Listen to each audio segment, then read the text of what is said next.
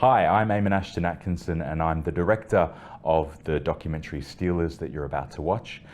First of all, I want to say a huge thank you for watching this film. I've poured hundreds of hours into it and poured so much of my heart into it, so it means a great deal.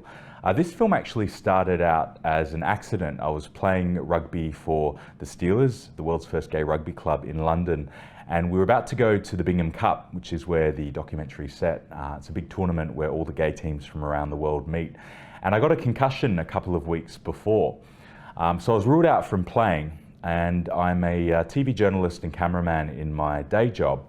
And I've always dreamed of making a documentary. So I thought, well, this can be the perfect opportunity. I'll take my camera and see what happens. So I really didn't know whether I was going to get enough material to make something out of it.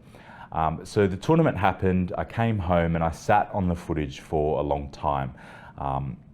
Anyone who works in the industry knows what a mammoth effort it is to edit these kind of things. And it was only until the Australian rugby player Israel Folau started posting those homophobic comments and doubling down on it that I realised I had to finish editing this film.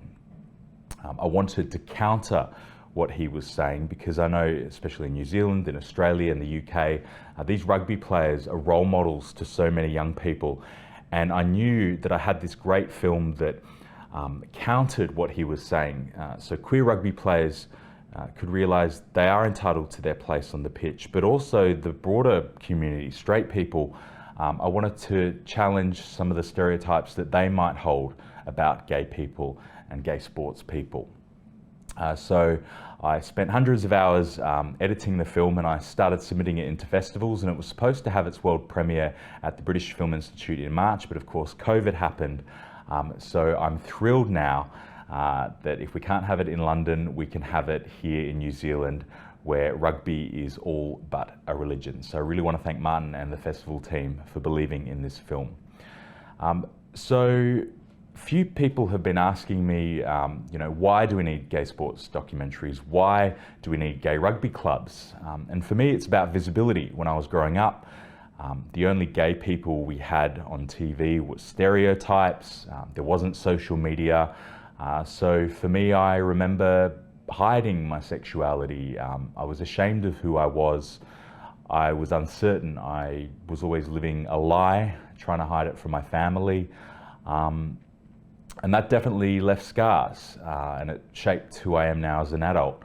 So I think we need to have these kind of spaces, these communities where we can come together and be celebrated and feel comfortable.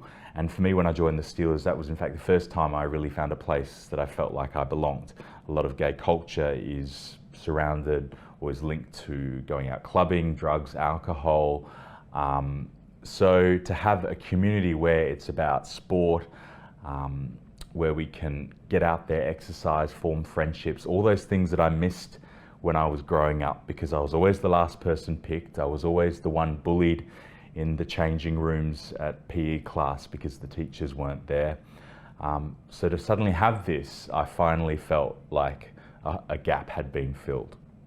So I would love to hear your thoughts on the film. I'm devastated I can't be there in New Zealand for it, but please go out and support the two New Zealand teams, the New Zealand Falcons in Auckland, the Christchurch Heroes, and contact us on social media. I'd love to hear what you think about the film, and I hope you enjoy it.